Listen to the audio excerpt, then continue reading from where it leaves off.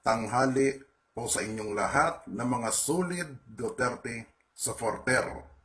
At doon sa mga nag-request sa akin na gawan ko ng paraan na makausap ko itong walang kwentang senador na si Antonio Trillanes, ay ipaparinig ko na po sa inyo. Dapat kagabi ko pa po ito na i-post, pero ang ginawa ko muna, binitin muna po kayo. Dahil pagising ko po ngayon umaga, ang dami kong natanggap na message through inbox message ko po sa akin personal account at doon sa Facebook page ko po, ang dami pong naghahantay po nung naging usapan namin ni Senator Antonio Trillanes. O nga po pala, maganda po kayo ng inyong papel at ballpen para po makuha niyo po ang kanyang personal number. At yung kaya po kami nabigyan ng pagkakataon na makausap ni Senator Trillanes, nag-text po ako sa kanya. At ang tinext ko po sa kanya, "Good evening, Senator Trillanes. This is Bishop Ted Bacani. May I call you now?" Kung kilala niyo si Bishop Bacani, ay kapartido po yan ng liberal. Siya po yung bishop na may mga asawa, na may kaso rin po siya na sex harassment doon sa sekretary niya. Sa Caloocan po yun. Yung nangyari po yun. At pinangalanan din po siya ng ating minamahal na Pangulong Duterte about do sa asawa ni Bishop Bacani. Uulitin ko po, maganda po kayo ng ballpen, papel, para mapakinggan niyo po ang amin naging usapan ni Senator Trillanes. Ito na po ang naging usapan namin. Pakinggan niyo pong mabuti. Hello, good evening, Bishop. Yes, si Senator. Opo. Yes. Senator, kamusta na po kayo? Mabuti naman po. Oo, putang ina mo ka, hindi ka pa napapatay, hayop ka. Ganyan po, salamat po sa inyo. Ha? Dahil magsasanto-santuhan ka, demonyo ka. Hindi sa'yo bagay. Opo. Ha? Mm. Hindi ka bagay, maging santo. Demonyo ka, di ba? Opo, ito po sa inyo. Putang ina mo rin. Puki ng ina mo rin. Hiki mo. Okay, baka ready na po ba kayo doon sa mga papel niyo at ballpen? Uulitin ko po ha. Ito po yung bagong number ni Senator Trillanes at yung dati niyang old number po, active pa po yun. Ibabanggitin ko rin po. Para dalawa ng number niya ang inyong itetext at tatawagan. Maganda. Globe number po pareho ito. 0917-52-11247. Iyan po ang bagong number niya. Uulitin ko po yung bagong number niya uli ha. Dandahan ko po uulitin ito. 0917-52-11247. At yung una pong ikinalat na kanyang cell number mula nung time ng campaign po natin, ito po yun, active pa rin po siya. Makinig pong maigi. 0917-868-3463.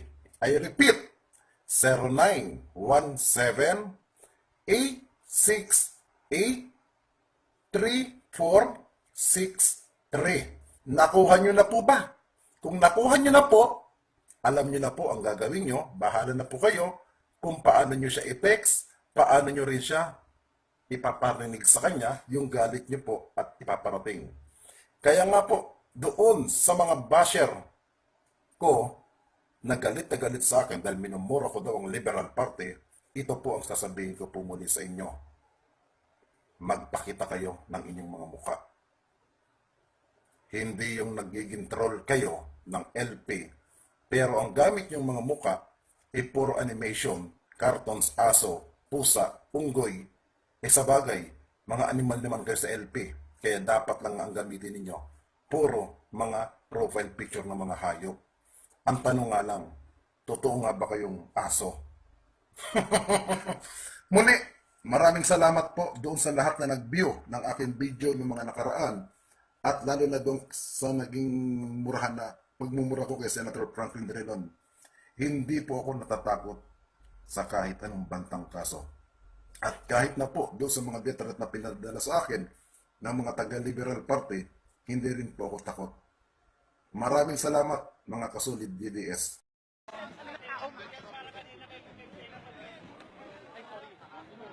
Palakpakan po natin! Magandang... Nako, daming tao. Maraming salamat po. Magandang gabi po sa inyong lahat. Sino ba ang gusto niyong marinig tungkol sa akin? Si Trillanes, di ba? Unang-una, sinisiguro ko sa inyo na si Trillanes ay nabubuhay sa mundo ng kasinungalingan. Kaya ulitin ko sa iyo, Senator Trillanes, lumabas ka sa pinagtataguan mo at harapin mo ako. Ikwento natin sa kanila ang katotohanan. Ayaw kitang birahin dito kasi wala ka eh. Hindi ko ugali yung ginagawa mo, nananaksa ka ng nakatalikod. That's why I challenge you, Senator Trillanes. If you want the truth, lumabas ka. Mag-usap tayo. Kahit saan, kahit kailan. Ngayon, ulitin ko yung sinabi ko sa inyo doon sa press con sa Philippine Star, si Senator Trillanes, 2004 pa lang ay nagpapanggap na ito. Ito ang maraming kasalanan si Senator Trillanes. Nag-awkward kami kasi ayaw namin, isa sa inayawan namin sa Armed Forces of the Philippines ay corruption sa kayong ginagamit sa politiko yung mga sundalo. In just 1 year, he started to organize the soldiers who have with us, professional soldiers ito eh, and form it as a Magdalo party. In that party, I never been part of and will never be part of that Magdalo. Kasi yun yung inayawan namin eh. Isang taon pa lang, ginawa na niyang political party. Yung mga sundalo who were with us para labanan yung hindi tama sa gobyerno, especially inside the armed forces. Sonny Trillanes, bakit mo ginawa yan sa mga sundalo natin? Bakit mo ginawa yung inayawan natin? Bakit mo pinuliticize yung mga professional soldiers natin? Pangalawa, nagpapanggap itong hindi corrupt. Hindi totoo yan. 2004 pa lang, I witnessed him receiving money from politicians coming from the families of ousted president because of a perceived corruption.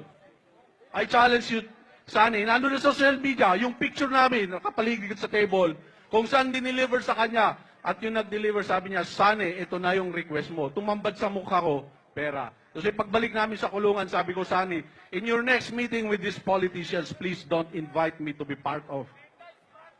So, yan. And then in 2012, nagpapanggap din dito si Sonny Trillanes na makabayan. 2012, I was about to go to Scarborough. Kasama ko mga ngisda at mga bata. Mr. Aquino, Mr. President Aquino, you have a lot of explaining to do with the Filipino people. Kayo ni Sonny Trillanes. Alam nyo ba, nung 2012, nandun na kami sa Masinloc, Zambales. Nagkakarga na kami ng mga May, ng aming mga gamit. Para we will go to Scarborough, occupy Scarborough so that China will not take it over from us. Tumawag si Presidente. Dahil nauna, pinadala niya yung armed forces. Sabi ko, no, I'm a civilian. Hindi na ako sakop ng chain of command nyo. Tumawag yung commander ng Coast Guard. Sabi ko, hindi pwede. Tutuloy kami. The third caller is the President. Ganito ang discussion namin ni Presidente Aquino. Nick, pwede ho bang makisuyo? Bakit po, Mr. President? Baka pwedeng, huwag niyo munang ipagpaliban yung inyong paglalayag. Kasi si Sonny ay makikipag-usap sa China. Okay, at that time, mga kababayan, akala ko si Sonny Belmonte, the Speaker of the House. Because 2012 po ito, hindi ko inaakalang yung aking kaselda ay magaling na sa foreign policy. Nakaya na niyang i-represent yung ating bansa sa bansang China. So sabi ko kay Mr. President, sige, I'll talk to my crew. So, he hung up. Nag-usap-usap kami magkakasama. Sabi ko, in-explain ko sa kanila, meron daw pag-uusap, baka maayos pa doon ang pag-uusap. Pagbigyan natin ng si Mr. President. Because the President assured me that if that back-channeling and bilateral talks Sonny is doing and the government is doing with China, he will approve the activity. O di sabi ko, wag mo natin tuloy. And then he called up after 10 minutes and confirmed to me kung okay lang itigil. Eh di tinigil namin. O sige, sir, It is all in the news. You can research this. Nandun pa sa naka-upload pa itong discussion namin ng Presidente. Ngayon, August of the same year, we lost Scarborough. That is after Sonny Trillanes went to Beijing and spoke, I don't know kung pinag-usapan, 16 times. Ano ginawa niya for 16 times sa Beijing makipag-usap? Okay, I want to give you also an incident ng pagtataksil sa ating bayan. On the same month of May 2012, kinausap ako ng isang certain George Chang from Pangasinan.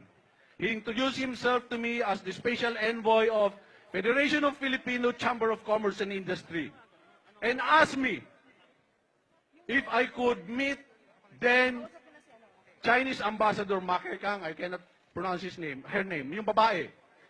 And then after that, a series of meeting in Beijing. And what will be the talks will be. At tinanong ko, ano pag-uusapan? Nilabas niya ang kanyang mapa. Ito si George Shams, baka kilala niyo to. Ito ang mapa ng Treaty of Paris, sabi niya sa akin. Ito ang basis of all the discussions that you will have with the Ambassador of China here and the Beijing officials. Outright, nag-decide ako, sir, there will be no talks between us, your ambassador, and Beijing officials because Treaty of Paris is not the basis alone of our sovereignty of Scarborough. Kasi kung titignan po nyo yung Treaty of Paris map, wala po talaga yung Scarborough. Pati yung Batanes, wala po doon.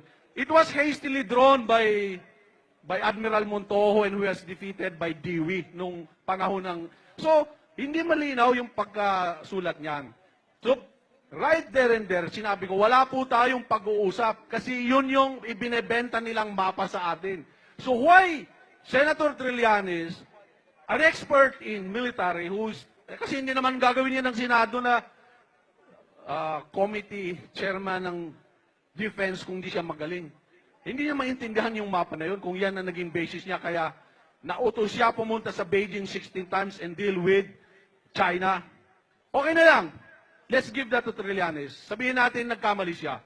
But what I'm wondering until today, after China completely took over the control of Scarborough in August 2012, and after China built artificial islands dyan sa Calayan Island Group sa Palawan, pito po yun, militarized na po siya, I have never heard Senator Trillanes speaking as loud as he speaks against those he perceived corrupt na political force niya. Napakatahimik niya masyado.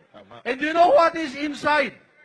Doon sa Calayan Island Group alone, in Reed Bank alone, which is just 80 nautical miles away from the shore of Palawan, at least 14 trillion pesos worth of natural gas and oil deposit. This is based on U.S. Geological Survey, published by U.S. Energy Information Agency. Mr. Trillanes, ano ba pinag-usapan niyo sa Beijing? Kaya napakatahimik po for 4 years. You just watch, China took over Scarborough, took over Calayan Island Group Municipality and militarized him. Where are you, Mr. Trillanes? Anong ginagawa mo? You want to be a champion of anti-corruption in this country. That you will never be. You want to be a champion of patriotism in the country, and you will never be. If you want to be called champion in this country, I will have now proclaiming you to be the undisputed heavyweight champion.